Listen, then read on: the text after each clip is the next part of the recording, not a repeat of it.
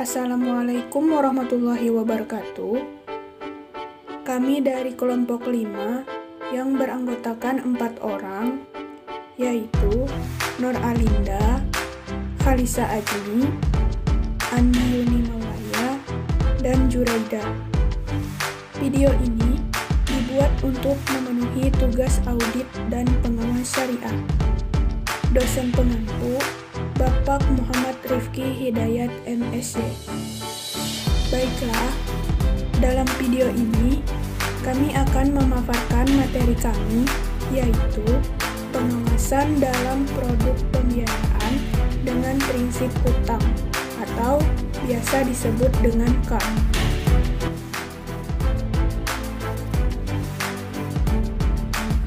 KAR adalah pemberian pinjaman dari bank kepada nasabah yang digunakan untuk kebutuhan mendesak, seperti dana talangan dengan kriteria tertentu dan bukan untuk pinjaman konsumtif. Nah, adapun jenis-jenis KAR di sini ada 2, yaitu hutang talangan dan hutang sosial. Hutang talangan ini diberikan untuk menalangi pembayaran objek tertentu saja. Terus, dalam akad KAR ini, pemberian hutang itu tidak boleh meminta laba kan? Maka dari itu, untuk memperoleh laba, maka akad KAR ini harus dikombinasikan dengan akad yang lain. Contohnya, seperti membayar angsuran hutang umroh. Nah, itu kan termasuk akad KAR. Ditambah membayar jasa pengurusan perjalanan ke Tanah Suci. Nah, di situ ada akad ijarah. Maka dari itu, akad KAR dikombinasikan dengan akad ijarah, maka bank itu akan mendapatkan laba atau keuntungan. Mendapatkan laba atau keuntungannya itu dari akad ijarah. Yang kedua, yaitu hutang sosial. Hutang sosial itu adalah suatu pinjaman yang diberikan atas dasar kewajiban sosial semata. Nah, di mana si peminjam ini tidak dituntut untuk mengembalikan apapun kecuali modal pinjamannya saja. Nah, jadi kalau hutang talangan ini istilahnya masuk ke istilah pinjaman. Sedangkan Al-Qardul Hasan ini istilahnya masuk ke pembiayaan. Nah, beda antara hutang talangan dengan hutang sosial ini adalah kalau sumber dana dari hutang talangan ini yaitu modal bank syariah, terus cadangan bank, dan dana pihak ketiga tanpa bagi hasil. Nah, kalau hutang sosial ini atau pembiayaan dan sumber dananya itu dari zakat, infak, dan sedekah. Terus, untuk pengembalian dananya, untuk pinjaman atau hutang talangan, biasanya pokok pinjaman itu harus dikembalikan, dan juga pinjaman boleh diberikan tambahan dan biaya administrasi. Sedangkan untuk hutang sosial, untuk pokok pembiayaannya bisa dikembalikan, bisa juga tidak. Dan nasabah bisa memberikan bagi hasil usaha yang dibiayai. Karena hutang sosial ini kan lebih ke pembiayaan untuk modal usaha atau modal-modal.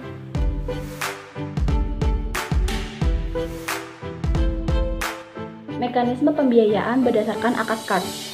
Dalam pembiayaan berdasarkan akad KAR, bank bertindak sebagai penyedia dana untuk memberikan pinjaman atau KAR kepada nasabah berdasarkan kesepakatan. Bank dilarang dengan alasan apapun untuk meminta pengembalian pinjaman melebihi jumlah nominal yang sesuai akad. Bank juga dilarang membebankan biaya apapun atas penyaluran pembiayaan atau KAR, kecuali biaya administrasi dalam batasan wajar. Pembiayaan KAR pada bank syariah tidak dimaksudkan untuk mencari keuntungan karena bank tidak memungut imbalan atau mengenakan tambahan pada dana yang dipinjamkan.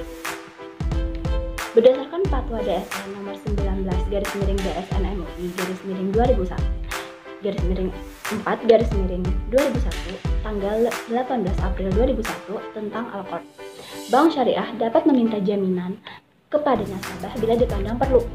nasabah Al-Qard dapat memberikan tambahan atau sumbangan dengan sukarela kepada bank selama tidak diperjanjikan dalam akad. Sanksi yang dijatuhkan kepada nasabah dapat berupa dan tidak terbatas pada penjualan barang jaminan. Jika barang jaminan tidak mencukupi, nasabah tetap memenuhi kewajibannya secara penuh.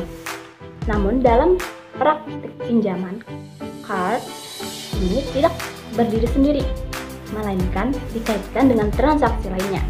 Sebagai contoh, apabila nasabah bank konvensional yang telah mendapatkan fasilitas kredit untuk pembelian aset kemudian mengalihkan transaksi tersebut ke bank syariah, maka yang bersangkutan mengajukan permohonan pinjaman card ke bank syariah, pinjaman card untuk melunasi kredit di bank konvensional. Kemudian nasabah menjual aset tersebut kepada bank syariah sehingga secara prinsip kepemilikan aset ada pada bank syariah. Hasil penjualan aset untuk pelunasan pinjaman card, bank syariah selanjutnya menjual dengan akad murabahah. Dengan akad murabahah, kembali aset tersebut kepada nasabah dan nasabah membayar melalui cicilan. Dalam contoh di atas, perlu dipahami bahwa Fatwa DSN MUI nomor 31/DSN-MUI/6/2002 tentang pengalihan utang ditafsirkan secara harfiah atau restriktif. Maka dengan pinjaman card, nasabah melunasi fasilitas kredit di bank konvensional. Dengan dilunasinya atau dibayarnya fasilitas kredit di bank konvensional tersebut, maka secara yuridis, perjanjian kredit nasabah yang bersangkutan sebagai perjanjian pokok juga dihapus. Sebagai konsekuensi hukum atas hapusnya utang yang timbul berdasarkan perjanjian kredit tersebut, maka hapus pula hak tanggungan atau asesoir atas aset tersebut apabila sebelumnya telah dipasang hak tanggungan. Karena itu, atas fasilitas pembiayaan murabahah yang diberikan oleh bank syariah dalam rangka pengalihan utang tersebut, seharusnya atas aset tersebut dipasang pengikatan hak tanggungan baru. Begitu pula dalam pelaksana pengalihan utang dengan alternatif 2, 3, dan 4. Dalam Fatwa DSN nomor 31/DSN-6/2002 mengenai status kepemilikan atau legal owner dan levering atas aset serta perjanjian ahli atau hak tanggungan perlu dikaji dengan baik secara yuridis agar tidak menimbulkan risiko hukum bagi bank maupun nasabah. Sebagai alternatif agar tidak membebani bank dan nasabah, maka menurut hemat penulis, keinginan nasabah tersebut di atas dapat ditampung dengan pola pembaruan utang yang berpedoman kepada ketentuan pasal 1413 ayat 1 KUH Perdata, yaitu 1. Bank dan nasabah membuat satu perikatan utang yang baru atau novasi objektif, yaitu dengan terminologi akad pembaruan utang berdasarkan prinsip murabahah. 2. Dalam akad pembaruan utang tersebut, bank secara tegas mempertahankan hak tanggungan yang telah dipasang sebelumnya. 3. Utang nasabah yang timbul dari fasilitas kredit tidak dilunasi, tapi dialihkan kepada unit usaha syariah bank yang bersangkutan. 4. Sisa angsuran berupa utang pokok dan bunga dalam fasilitas kredit yang lama atau konvensional dikonversi menjadi cicilan pembiayaan yang terdiri dari cicilan pokok, pembiayaan, dan margin keuntungan.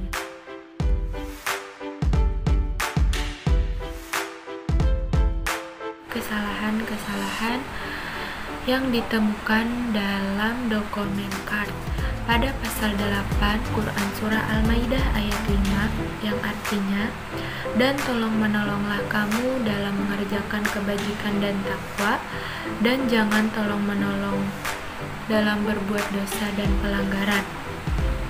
Apabila terjadi salah satu peristiwa cedera janji, maka bank berhak memberitahu tertulis kepada nasabah yang menyatakan bahwa seluruh fasilitas pembiayaan dan bagian pendapatan bank dapat semua jumlah uang yang harus dibayar berdasarkan akad ini menjadi jatuh tempo dan harus dibayar secara seketika tanpa pemberitahuan lebih lanjut dan tanpa diperlukan adanya utusan dari pengadilan dan wa'ad komitmen dibatalkannya terhitung sejak tanggal pemberitahuan tersebut. Kemudian yang kedua, bank berhak melaksanakan atau melakukan segala upaya hukum untuk melaksanakan hak bank berdasarkan akad ini dan dokumen transaksi serta mengambil pembayaran atas fasilitas pembiayaan bagian pendapatan bank dan biaya-biaya yang harus dibayar oleh nasabah berdasarkan dokumen dan eksekusi akad jaminan.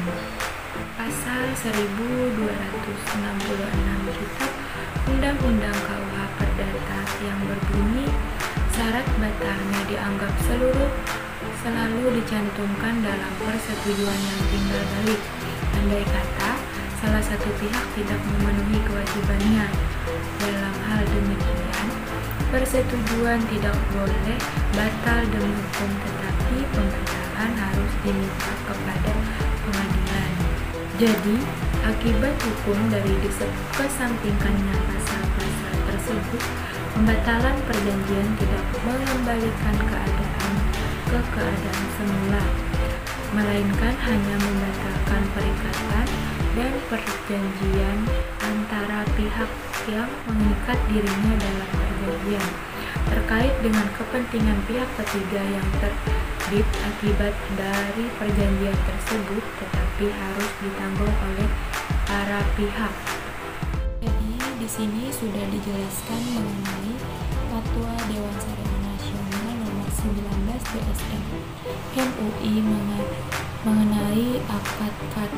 Yang pertama adalah memutuskan tentang yang pertama, akad-kad adalah pinjaman yang diberikan kepada nasabah. Yang kedua, nasabah akad wajib mengembalikan jumlah pokok yang diterima pada waktu yang disepakati bersama. Biaya administrasi dibebankan kepada nasabah. LKS dapat meminta jaminan kepada nasabah bila mana dipandang perlu. Nasabah akad dapat memberikan tambahan atau sumbangan dengan sukarela kepada LKS selama tidak diperjanjikan dalam akad. Yang terakhir, jika nasabah tidak dapat mengembalikan sebagian atau seluruh kewajiban pada saat yang telah disepakati dan LKS telah memastikan ketidakmampuannya, LKS dapat memperpanjang jangka waktu pengembalian atau menghapus sebagian atau seluruh kewajibannya. Yang kedua ada sanksi. Sanksi ini yang pertama, nasabah tidak menunjukkan keinginan mengembalikan sebagian atau seluruh kewajibannya dan bukan karena tidak kemampuannya, melainkan LKS dapat menjatuhkan sanksi kepada nasabah. Yang kedua, sanksi yang dijatuhkan kepada nasabah sebagaimana dimaksud butir 1 di atas. Yang ketiga, jika barang jaminan tidak mencukupi, nasabah tetap harus memenuhi kewajiban secara penuh. Yang ketiga adalah sumber dana. Sumber dana akad adalah bagian modal LKS, keuntungan LKS yang disisihkan, dan lembaga lain atau individu yang mempercayakan penyaluran infaknya kepada lembaga keuangan syariah.